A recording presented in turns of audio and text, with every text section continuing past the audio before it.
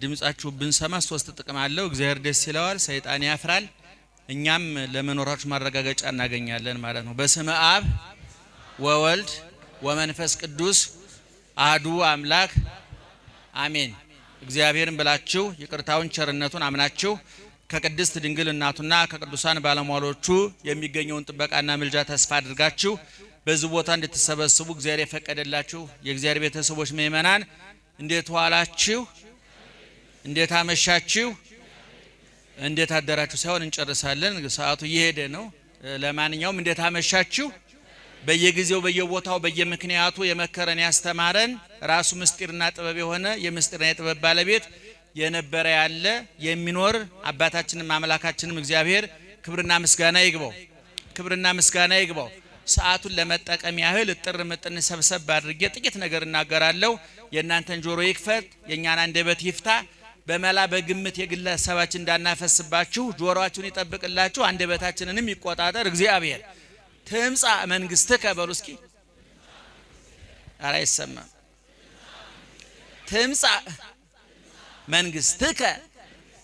መንግስትህ ትምጣ ማን ትምጣ የማን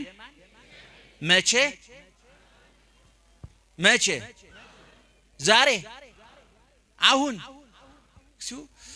ተዘጋይተ ይጨርስ ነው የምትመስለው ወንት እንዳብየት ልበ ሙሉነታችሁ በጣም ነው በነገራችን ላይ መምህር ምስክር ሌሎቻችሁ እንደምታውቁት አሁን ያለ ነው አብይ ጾም ውስጥ ነው አይደለም በአብይ ጾም በሥርዓተ ቤተ ክርስቲያናችን እልልታና ጭብጨባ ይፈቀዳል እና በዚህ መሰረት ነው ያጨበጨባቻችሁ ያላችሁት ብዙ ተቃውሞ እንትን ይል ግን ባታጨበጭቡ እንደው አጨብጭበን የመጣውን አይታችሁታል እስኪ ደግሞ እጃችንን ሰብሰብ ብናርግና እንየው እስቲ ደግሞ እንደው እግዚአብሔርንም እንየው አይደለም ስለዚህ በሥርዓተ ክርስቲያን ጭብጨባ ብዙ አይፈቀድም ደህና መሻችሁ የትምህርቱን ርዕስ በሉት እስኪ አቤት የማን ይሄ ቃል ሰምታችሁ ታውቃላችሁ የት ምን ውስጥ ነው ያለው አባታችን ሆይ ውስጥ ነው ያለው አባታችን ሆይ በሰማይ የምትኖር ስምህ ይቀደስ ካልን በኋላ መንግስትህ ትምጣ በኦርቶዶክሳዊት ተዋሕዶ ቤተክርስቲያናችን ሥርዓትና መመሪያ መሰረት ታላቁ ሊቃችን ቅዱሳችን ክብራችን ዘውዳችን ቅዱስ ያሬድ የቤተክርስቲያኒቱ አገልግሎት መልክና ልክ እንዲኖረው ደርዝ እንዲኖረው ልክ እንዲኖረው ከመስመር እንዳይወጣ ጊዜውን ቦታውን ሁኔታውን ያመጣጠነ እንዲሆን የአየር ንብረቱን ሳይቀር በእውነት በጣም የሚገርመው የቅዱስ ያሬድ ምስጋና የኢትዮጵያውያንን ጠባይ የአየር ጠባዩን ጭምር ለከረምቱ ለበጋው ለፋሲካው ለትንሳኤው ለስቅለቱ ለጥምቀቱ 365 ቀን በሙሉ ለ365 ቀን የሚመጥን ምስጋና አዘጋጅቷል በእውነት ቅዱስ ያሬድ ለኢትዮጵያ ቤተክርስቲያን የሰጠ እግዚአብሔር ክብርና ምስጋና ይግባው እና ቅዱስ ያሬድ በሰራልን መሰረት የኋላም ሊቃውንት በሰሩ ሥርዓት መሰረት ይሄ ሳምንት ከትናንትና እሁድ ጀምሮ እስከሚቀጥለው ቅዳሜ ከሰዓት ድረስ ደብረ ዘይት ይባላል ማን ይባላል ደብረ ዘይት ይባላል እና ምንድነው ቅዱስ ያሬድ ኦርቶዶክሳዊ ተዋሕዶ ቤተክርስቲያን ይሄንን ቀን ሰታ እንዲከበር እንዲታሰብ እንዲሰበክበት እንዲዘመርበት እንዲቀደስበት ያደረገችው ለምንድነው ሲባል ባለቤቱን መነሻ በማድረግ ነው እግዚአብሔር ይመጣል እንደመጥቶ ነበረ ተሰቅሎ ሙቶ ተነስቶ አርጓል ዛሬ በክብር ነው ያለው እኔ በቀደም አንድ ሚዲያ ላይ እየተናገርኩ ነበር እዛ ላይ ያልኩትን አንድ ጥቅስ አብረን እንበለው እስቲ የነበረው መጣ የመጣው አረገ ያረገው ይመጣል የነበረው ምን ሆነ የነበረው ምን ሆነ የመጣው ምን ሆነ አቤት ያረገውስ አቤት ይመጣል ይሄ የኦርቶዶክሳዊ ተዋሕዶ ቤተክርስቲያን የምስጋናዋ የትምህርቷ ውሃ ልክና መሰረት ነው የሰው ልጅ ሕይወት በክርስቶስ መጣና በይመጣል መካከል የተንጠለጠለ ነው ብለናል እዛ ላይ ተሰሙታላችሁ ቤታችሁ ቁጭ ብላችሁ ብታዳምጡት በእውነቱ ነገረ ስጋዌን ያስተማርንበት ስለሆነ በጣም ይጠቅማችኋል ብዬ አስባለሁ እንደምታውቁት ክርስቶስ መጥቷል እንደገና ይመጣል። በልደቱና በመምጣቱ መካከል ያለው ትናንትና ዛሬ ነገ ትማልም ዮም ጌሰም ትናንትና ዘመነ ኦሪት ነው፣ ዛሬ ዘመነ ሐዲስ ነው፣ ነገ ነገረ ምጽአት ነው፣ ዘመነ ምጽአት ነው፣ ካለም በኋላ ያለው ማለት ነው። ስለዚህ ኢየሱስ ክርስቶስ እመጣለሁ ብሏል። መጥቶ ነበረ፣ እመጣለሁ ብሏል። ሲመጣ ሁለት ነገሮች ላይ ዝግጅት እንድናደርግ አዟል ባለቤቱ። አንደኛው ምልክቶቹ በትክክል እንድንረዳለት እንድናነብለት። ደህና ዋላችሁ። ምልክቶቹ እንድንረዳ። ሁለተኛ ምልክቶቹ ከገቡን በኋላ ምን እናድርግ ለሚለው ደግሞ ተዘጋጁ ብሏል። ይሄ ሐሳብ በማቴዎስ ወንጌል ምዕራፍ 24 ከቁጥር 1 በማቴዎስ ወንጌል ምዕራፍ 25 ሙሉን ሁለት ምዕራፍ በሙሉ የተሰጠ ትምህርት ነው። ክርስቶስ እመጣለሁ ብሏል። ከመምጣቴ በፊት ግን ምልክቶች ይከሰታሉ ብሏል። ጸሐፊዎች ይሄንን በሶስት ከፍለው ተናግረውታል። ፖለቲካዊ፣ ሃይማኖታዊና ኢኮኖሚያዊ ችግሮች ይፈጠራሉ እኔ ከመምጣቴ በፊት። ፖለቲካዊ ማለት ህዝብ በህዝብ ላይ ይነሳል፣ መንግስታት በመንግስታት ላይ ይነሳሉ። ከባድ ጦርነት ይሆናል፣ እልቂት ይሆናል፣ ፍጅት ይሆናል። ሁለተኛ ሃይማኖታዊ ችግር እኔ ክርስቶስ ነኝ እያለ ይመጣል። ሐሳዌ መሲህ፣ ሐሳዌ ክርስቶስ፣ ሐሳውያነ ነቢያት ይመጣሉ። ሐሰተኛ መሲህ ይመጣል። ምናልባት አንዳንድ ሰው ሰማለሁኝ ብዙ ሐሰተኛ ነቢያት ዛሬ መጥተዋል። የዛሬዎቹ ሐሰተኛ ነቢያት ዘይት እየጨመሩ ቅባት እየጨመሩ ጨው እየሸጡ እንዲሁም ያጭበረብሩ። እነዚህ ጥቃቅንና አነስተኛ ናቸው። ክርስቶስ ሲመጣ ከሚመጣው አንፃር እዚህ ግባ የሚባሉ አይደለም። እንደውኛ ላልተን ነው እንጂ ምልክታችሁ የሚማርክ አይደለም። ኋላ የሚመጣው እኔ ክርስቶስ ነኝ ብሎ የሚመጣው ሐሰተኛ ግን ፀሐይን በእጁ የሚጨብጥ ነው። እየሰማችሁ ነው? ፀሐይን በእጁ ጨብጦ የሚያሳይ። ያሁኖቹ እንኳን ፀሐይ አምፖል አይጨብጡም፣ ታውቋቸዋላችሁ። እውነቱን ለመናገር እንዴት አድርገው እንደሚታለሉ ሰዎቹ ያሳዝኑኛል። እኔ በጣም ነው የሚገርመው።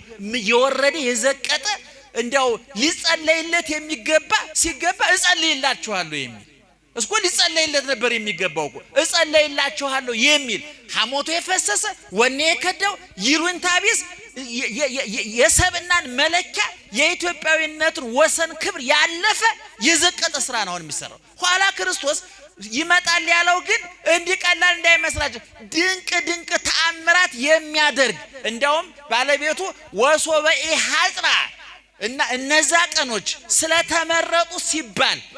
ስለተመረጡ ሲባል ቀኖቹ ባያጥሩ ኖሮ ሁሉም ሰው በሳተ ነበር ተብሏል። ያ የሃይማኖት ችግር ይፈጠራል። ዛሬ ፍጭቶች አሉ፣ ግጭቶች አሉ፣ ከየቦታው እንሰማለን። ምክንያቱም እዚህ ሀገር ላይ ኢኮኖሚያዊ ችግር አለ። ኢኮኖሚያዊ ችግሩን ለማምለጫ ሰዎች ምንም ነገር ለማድረግ አይመለሱም። የሰው ልጅ ገበያው ከደራለት ማንንም ሊሸጥ እንደሚችል ፈጣሪውን 30 ብር በመሸጥ አሳይቷል። ገበያ ከደራ የማይሸጥ የለም፣ ይቸበቸባል። እግዚአብሔር ራሱ እንደ በግ የበግ ዋጋ እንኳን ከበግ ማንሶ በ30 ብር ተሽጧል። ስለዚህ ዓለም ላይ የማይሰራ ግፍ፣ የማይሰራ ወንጀል፣ የማይሰራ ክፋት እንደሌለ እግዚአብሔር የሰው ልጅ ፈጣሪውን በመሸጥ በመስቀል በመግደል አረጋግጧል። ስለዚህ ከፖለቲካዊ ችግር ቀጥሎ ሃይማኖታዊ ችግር ይፈጠራል ነው። ሶስተኛው ኢኮኖሚያዊ ችግር ይፈጠራል። ምናልባት አሁን ያሉት ምልክቶች ጦርነቶች ይሰማሉ በየቦታው፣ የሃይማኖት ጉዳዮች ይሰማሉ በየቦታው፣ የኑሮም የምጣኔ ሀብቱ ችግር ይሰማል በየቦታው። ያን ጊዜ ክርስቶስ ይመጣል የሚሰማው ይህ አይደለም። ይሄን ምን ብሎታ ክርስቶስ የምጥ ጣር መጀመሪያ ነው። ይሄ ለዛ ለታላቁ መከራ ይሄ ዋዜማ ቅምሻ እፍታው ነው ይሄ ብሎ። ስለዚህ እነዚህ ሶስት ምልክቶች ይከሰታሉ። እነዚህ ሲከሰቱ ምልክቶቹን እንዴት ነው የምንረዳቸው ነው ትልቁ ነጥብ። ክርስቶስ ይምጣ አይምጣ? ጮክ ብላችሁ ንገሩ። ይምጣ አይምጣ? ይምጣ አይምጣ? እሺ ሞት ይምጣ አይምጣ? እስኪ አንድ ጥቅስ አብረን እንበልና ቀጥሎ ያለውን ላስረዳችሁ። ልሄድ በሉ ከክርስቶስ ጋር ልኖር እናፍቃለሁ። ወደ የት መሄድ?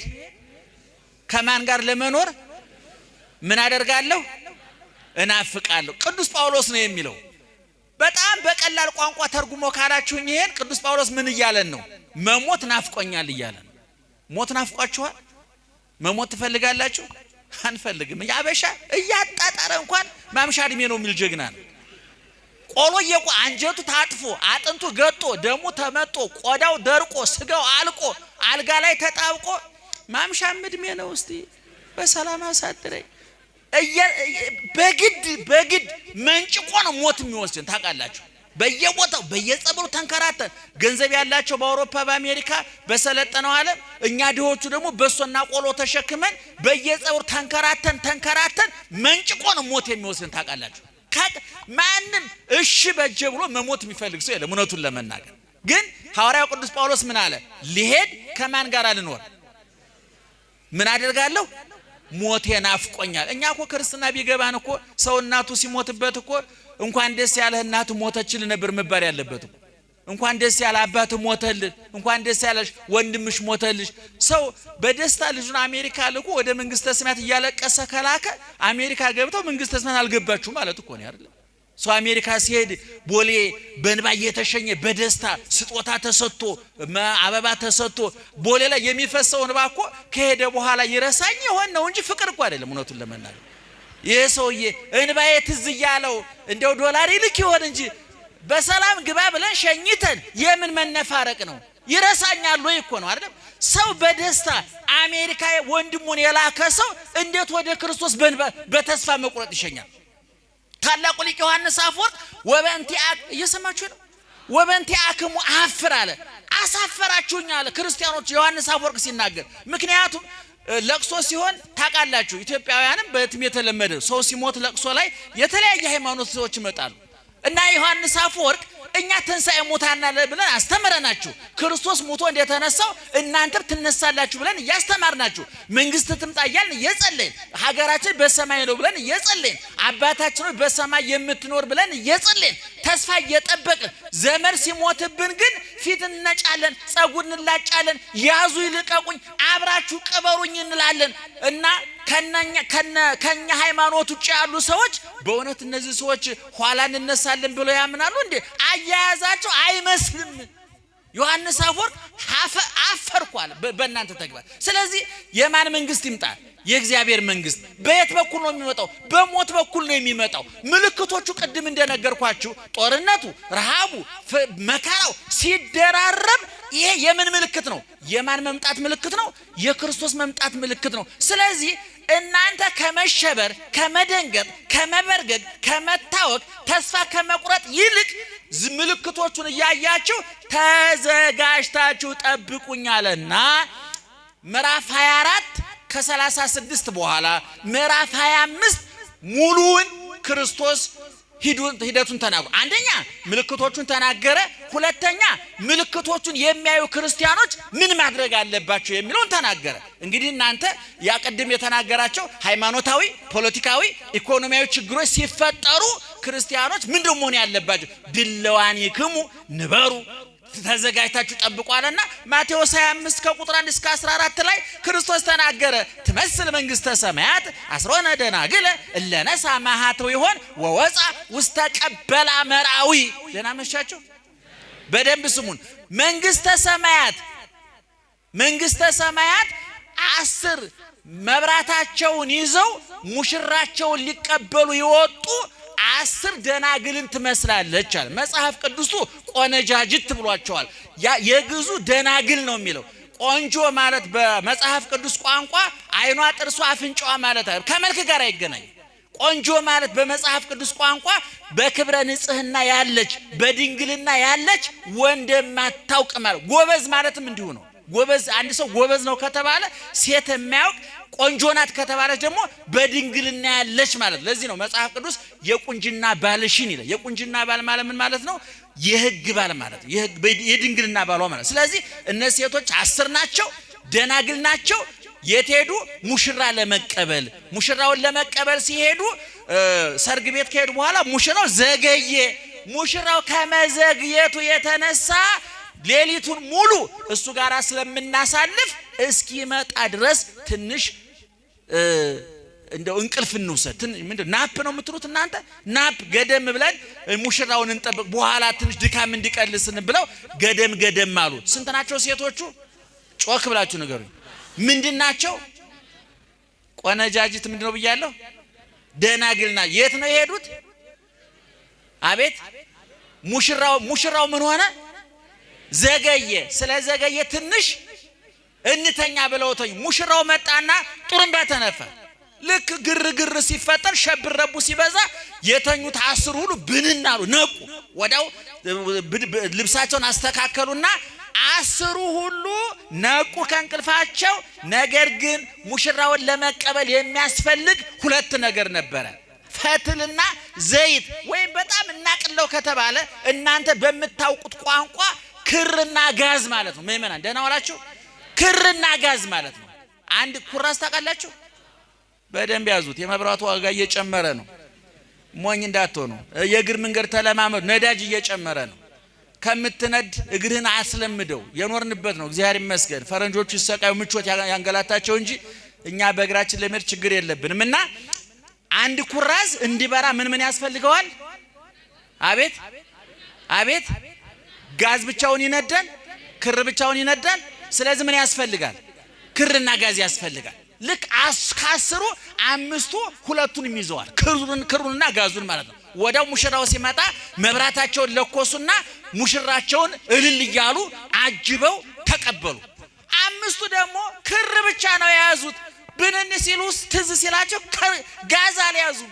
እባካችሁ ሀባነ ቅባ እንቅብክን፣ እባካችሁ ከጋዛችሁ ከዘይታችሁ ትንሽ ስጡን አሏቸው። እነዛ እያክል ለእናንተና ለኛ አይበቃም፣ ለኛ ብቻ ለዚህ ምሽት መጠን ያዘው። ሁራ ወተሳየጣ፣ ሂዱና ጋዝ ገዝታችሁ ኑ አሏቸው።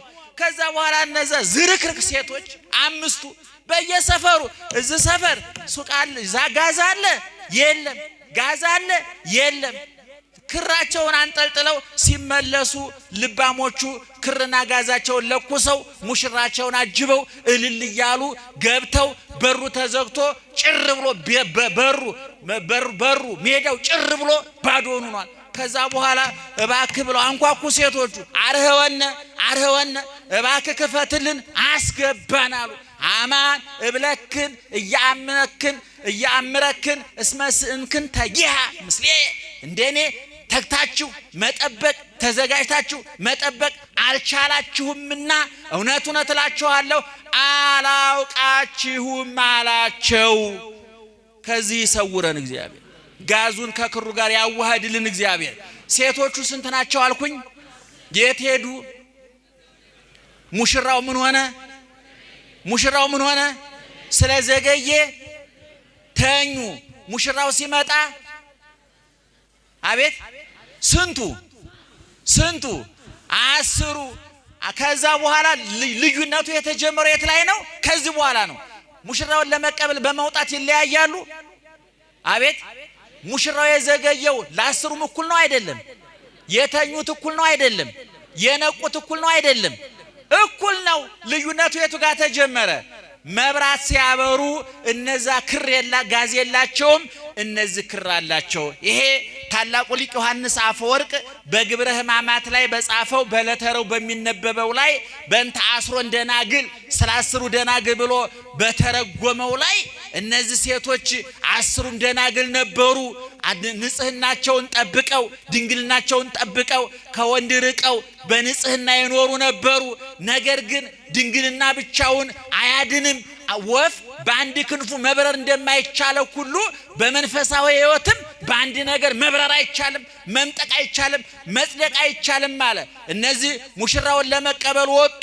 ሙሽራ የተባለው ክርስቶስ ነው። መራዊሃ ለቤተ ክርስቲያን፣ የቤተ ክርስቲያን ሙሽራዋ መስቀል ላይ የተሞሸረ፣ በችንካር በጅራፍ የተሞሸረ፣ በሐሞት በቆምጣጤ የተሞሸረ፣ በጥፊ የተሞሸረ፣ በሕይወት በሞት የተሞሸረ ለኛ ሲል መስቀል ላይ የተሞሸረው የተዋህዶ ሙሽራ፣ የድንግል ማርያም ሙሽራ፣ የኔና የናንተ ሙሽራ፣ የዓለም ሙሽራ ውበቱ የኛ ቁስል ረሃቡ የኛ ጥጋቡ የኛ ረሃብ ጥጋቡ እሱ ሲጠግቦ ተርቦ ያጠገበን ተጠምቶ ያረካን ተራቅቶ ያለበሰን መራራ ጠጥቶ ጣፋጭ ያጠጣን በጨለማ ቤት ታስሮ ከጨለማ የፈታን በሞት ላይ ሕይወት ያነገሰ በመቃብር ላይ ትንሣኤን ያወጀ የጥሉን ግድግዳ የናደ የለያየን መጋረጃ የቀደደ እንባችንን ያበሰ ቁስላችን የፈወሰ ጥያቄያችን የመለሰ ወደ ወጣንበት የመለሰን ሙሽራችን ማን ነው?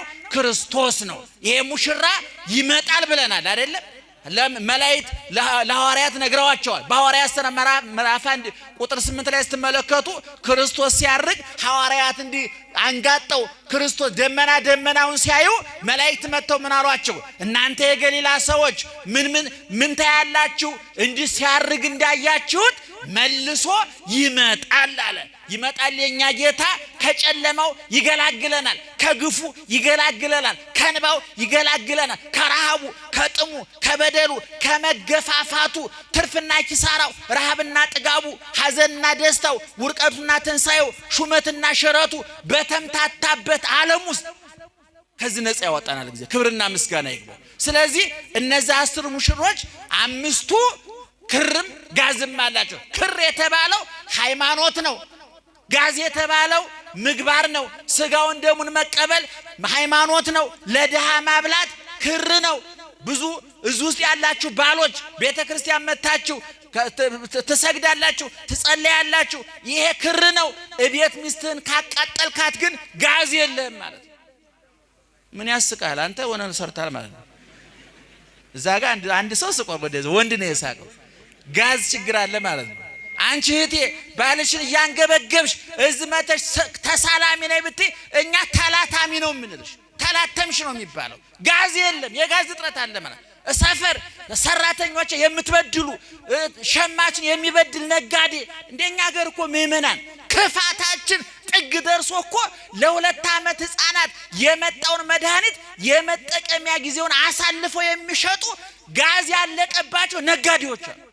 በየቢሮ ባለ ጉዳይ የሚያንገላቱ ጋዝ የሌላ ወዳጄ አንተ በእግዚአብሔር ታምናለህ ያለ አዎ አጋንንትን ከማው ያምኑ ወጡ ወይደነግጹ ሰይጣንም ያምናል እንዳንተ በዛ አይደለም ሰይጣን ያምናል ግን ምግባር የለውምና ክርስቶስ ሲመጣ በማርቆስ ወንጌል ምዕራፍ 5 ታያላችሁ ክርስቶስ ሰይጣን ክርስቶስን ሲያለ የሕያው እግዚአብሔር ልጅ ነው ያለው ይሄ ቀላል ምስክርነት መሰላችሁ እንዴ የነ ጴጥሮስ የነ ቅዱስ ጳውሎስ የሐዋርያት ምስክርነት እኮ ነው ይሄ ሰይጣን ግን ይሄን ሲል ምን አለው ናውጣ ነው ያለው ዛሬ ብዙ አጥማቂዎች ሰይጣንን እንደ ጓደኛ ሲያነጋግሩት በጣም ይገርመኛል እንደ ጓደኛ ያነጋግሩት የት ነው ያስካት እንዴት ነው ያስካት አሁን ምን እንደው የምትፈልገው እንዴት ከአንድ ሌባ ጋር ውይይት ፖሊስ ሌባ ካገኘና ፖሊስ ከሌባው ጋር ውይይት ከጀመረ ገንዘብ አምጣና ፈታለው ይያለው ነው ማለት ነው እውነቴን ነው ማለት አጥማቂኛ ደግመን ተናግረናል እናንተኛን አሰሙንም እንጂ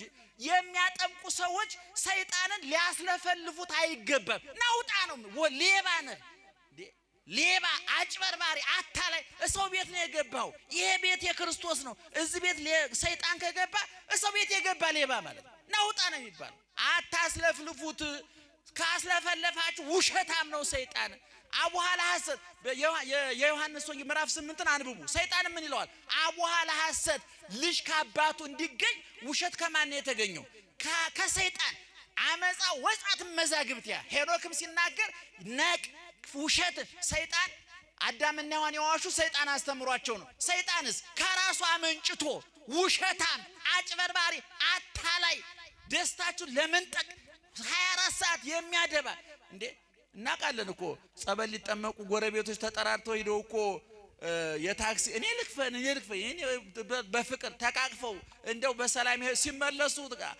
አጥማቂ ጋር ደርሰው ሲመለሱ በተለያየ ታክሲ ነው የሚመጡት ለምን ታውቃላችሁ ሰይጣን ሲለፈልፍ እሷና መድኃኒት ያደረገች በሎ ሰፈሩ ቡና እንዳይጣጡ ያደርጋችሁ እንኳን መንግስተ ቡና እንዳይጣጡ ያደርጋችሁ ስለዚህ እኔ አውቃለሁ ልጨርስ ነው ይቅርታ ደህና ዋላችሁ አሜሪካን ሀገር ስቴቱን አልነግራችሁም አንዲት እህት የሚያጠምቁ ሰዎች መጥተው ሄደችና ሰይጣን ምንድነው ያዘ ሲባል ባለቤቴ በውስጥ ልብስሽ አስደግሙብሻል ብሎ ይለፈልፋል ሰይጣን እንዴት ያለ የተባረከ ቆራቢ ሰው እኮ ነው ውስጥ ልብስ ይገዛላት እንደው ጭቆ በውስጥ ልብስ አያስደግም ሰውየው ሰይጣን ውሸት ያን ጊዜ ታዲያ አጥማቂ ምን አለበት አንተ አጭበርባሪ ውጣ ምን አገባየው የምን ውስጥ ልብስ ነው ማለት ነበር አሃ እስኪ አምጣው እንደ ልዩ አማካሪ ሰይጣንን ካማከር ብዙ ይቀረሻል ብዙ ይተፋል ሰይጣን ልንሰማው አይገባም እና ስለዚህ ምእመናን ይታያቸዋል ምንና ምን አቤት ክር አላችሁ